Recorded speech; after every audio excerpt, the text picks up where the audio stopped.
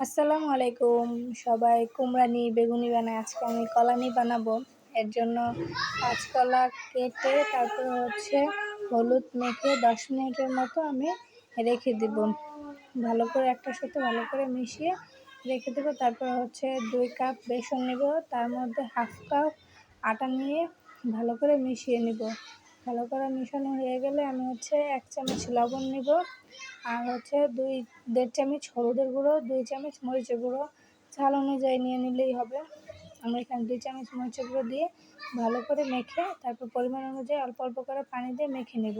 আর এই যে মেখে আমি সাইডে রেখে দিয়েছি, এখন একটু মরিচের গুঁড়ো দিয়ে কাঁচকলাটা মেখে নিয়েছি। এখন চুলায় কড়াইটা গরম করতে দিয়েছি, এই যেমন গরম হয়ে গেছে। এখন আমি কাঁচকলাটা ভেজে নিলাম মচমচে করে ভেজে আমি এই যে এখন সসের সাথে খাবো। এই দেখেন ভাঙার পরে কি সুন্দর ভিতরে দেখাচ্ছে।